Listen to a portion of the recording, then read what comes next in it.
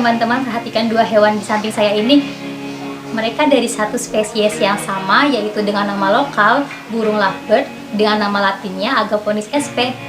Meskipun mereka dari satu spesies yang sama, tetapi tidak semuanya identik loh. Kira-kira hal apa saja sih yang menyebabkan mereka berbeda? Dan kenapa ya? Yuk lihat penjelasan berikut.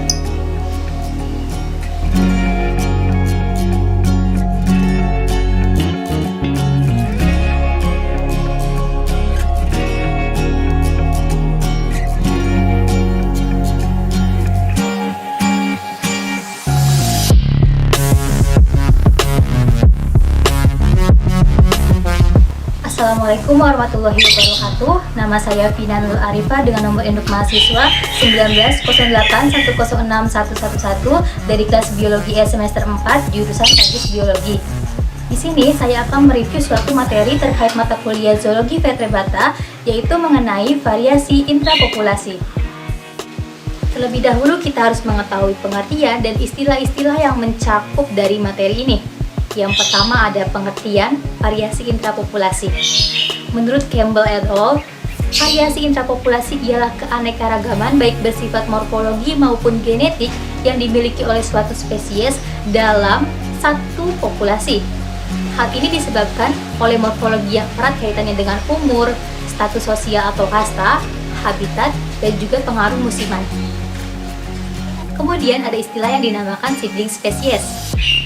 Sibling spesies ini merupakan spesies yang secara morfologis sangat mirip, namun perilaku dan karakteristik lainnya berbeda.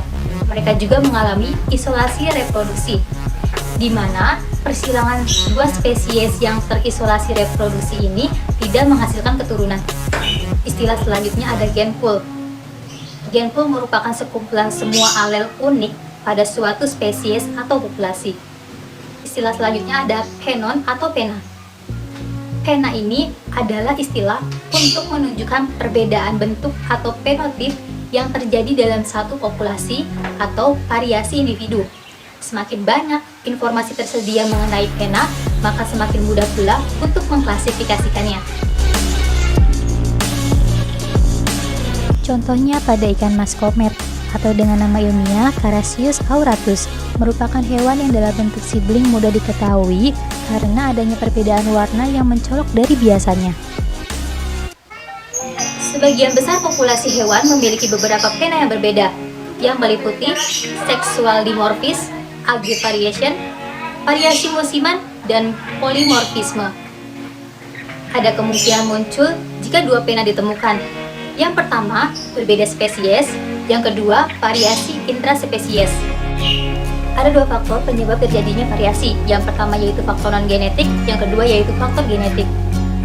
Faktor non-genetik meliputi beberapa variasi, diantaranya yang pertama yaitu variasi individu menurut umur, yang mencakup variasi umur, variasi musiman pada satu individu, dan variasi musiman pada generasi berikutnya. Yang kedua yaitu faktor sosial, yang terjadi polimorfisme, artinya di dalam satu spesies terdapat bermacam-macam bentuk dengan tugas yang berbeda. Yang ketiga adalah variasi ekologi. Yang kedua ada variasi genetik yang meliputi diantaranya yang pertama dimorfisme seksual yang mencakup perbedaan kelamin primer, perbedaan kelamin sekunder, ginadomorfis, dan interseks.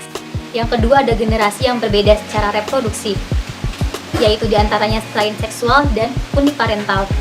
Yang ketiga, ada ordinary genetic variation yang meliputi variasi diskontinu atau polimorfisme dan variasi kontinu.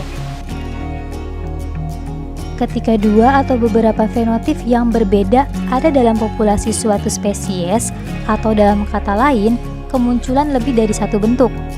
Agar dapat disebut sebagai polimorfisme, bentuk-bentuk tersebut harus berada dalam habitat yang sama, pada waktu yang sama, dan tergolong dalam populasi atau perkawinan acak. Informasi lain yang dapat dijadikan pertimbangan yaitu meliputi yang pertama, lokasi yang tepat, yang kedua habitat, dan yang ketiga musim pada saat koleksi. Contoh variasi musiman pada satu individu yaitu terjadi pada burung. Burung akan memiliki warna yang lebih cerah pada musim kawin dan pucat setelah musim kawin berubah pada beberapa spesies. Perubahan warna bulu hanya terjadi pada individu jantan. Jika seseorang menyeleksi spesimen dari satu lokasi, terdapat 4 kemungkinan yang muncul. Yang pertama, melihat morfologinya sama atau berbeda. Ketika morfologinya sama dan tidak mengalami isolasi reproduksi, maka dinyatakan satu spesies. Yang kedua, morfologinya sama dan mengalami isolasi reproduksi, maka dinyatakan sibling spesies. Yang ketiga, morfologinya berbeda dan tidak mengalami isolasi reproduksi, dinyatakan mengalami variasi intraspesies. Dan yang keempat, morfologinya sama dan tidak mengalami kawin, dinyatakan beda spesies.